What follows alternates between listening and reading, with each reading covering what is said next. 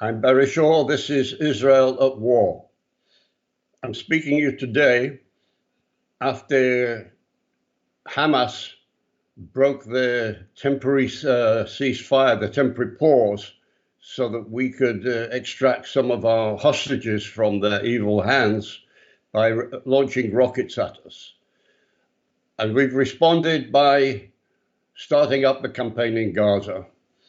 Since that time, as I speak to you, we are getting news and information of hostages that have been killed in Gaza at the hands of Hamas. This is a war we have no option but to win. However, we've just had a visit from the US Secretary of State, Antony Blinken, where he had a press conference where he was trying to tell the IDF how we should operate our operation in Gaza. And then I became privy of some inside information of Antony Blinken was invited into the war cabinet. And he told them, and I quote, "You can't operate in southern Gaza in the way you did in the north. You need to evacuate fewer people from their homes, be more accurate at the attacks, not hit US facilities, and ensure there are enough protected areas for civilians. And if not, then not to attack where there's a civilian population. What's your system and operation?" This is a non-military US Secretary of State. Our IDF Chief of Staff, Herzl Levy, told him, and I quote, "We follow a number of principles: proportionality, distinction, and the laws of war. There are instances where we attacked on the basis of these principles, and instances where we decided not to attack because we waited for a better opportunity. That is the moral way that the IDF operates in warfare, Mr. Blinken." Our Defense Minister, Yoav Gallant, told Antony Blinken, "The entire Israeli society is united behind the goal of dismantling Hamas, even if it takes months."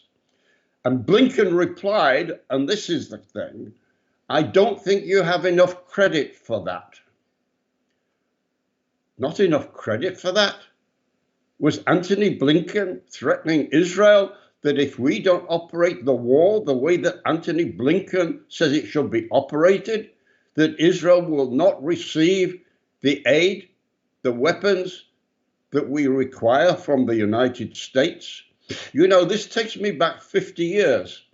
This happened, Antony Blinken said this the day after Henry Kissinger died.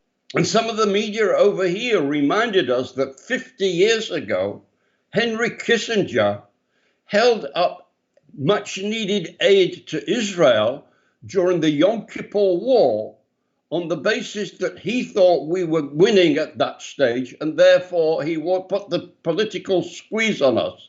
Well, we weren't winning on that stage where he held up the money of the arms. And here we are, 50 years later, with another Jewish Secretary of State threatening perhaps, "I don't think you'll have the credit for that." This is history repeating itself. This is awful. When did Antony Blinken become a strategic military analysis?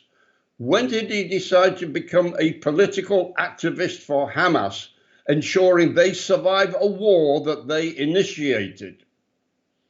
Israel, IDF, is the most moral army in the world. It is far more moral even than the United States armies in war. Even the British Army, Colonel Richard Kemp attested to that. And yet we have this situation over here where we have a Secretary of State threatening perhaps that we'll not get the weapons and the money in order to conduct this war. This is shameful.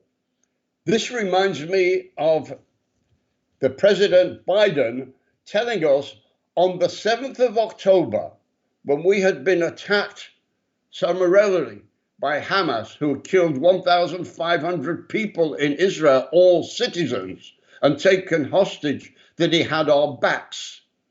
Having our back, President Biden, is not an America that leads. That is America that follows.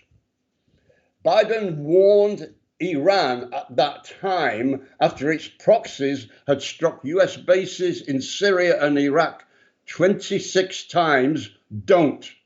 He brought up 2 aircraft carriers into the Mediterranean that have stood there doing nothing ever since. And the score today then is Iranian proxies have struck US bases in Syria and Iraq 76 times, and the action that the Americans have taken has been virtually nothing, zero. This is what's happening of these countries like the United States, the great United States, who are telling us how to operate a war against a devious, evil enemy, and yet is looking weak around the Middle East and the world. But that's not all. I want to end with this. I just saw yesterday, this is why I wanted to make this video to you, what is happening in New York.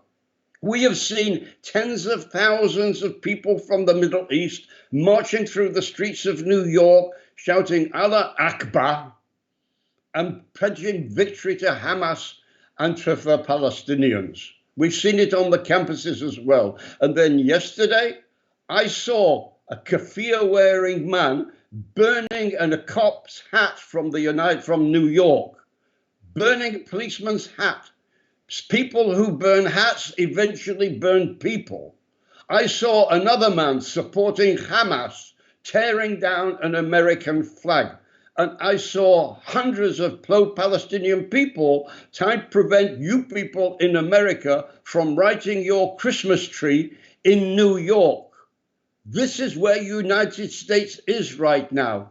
You have a progressive, regressive government that not only cannot or doesn't seem to be willing to go all the way to stand shoulder to shoulder with Israel, but is not protecting your own values over there. I dread to think what is happening. We are going to win this war with Hamas, and we need a better America, a more progressive, as in looking forward-looking America than you have right now. I am deeply worried about the state of affairs between the United States and Israel. I want an Israel, as I say, not to have our back, but is standing either ahead of us or shoulder to shoulder with us in the Middle East, because America, we are the only ally you have in the Middle East, and sadly, you are the only ally that we should have in the Western world. We're in a sad state of affairs right now. I want to make a video about how I see the new Gaza, but we are a long way to go before I make that video.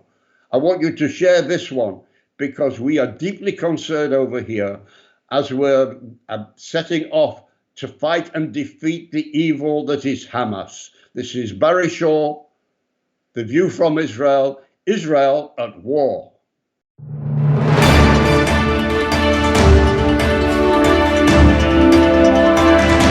אנו מכריזים בזאת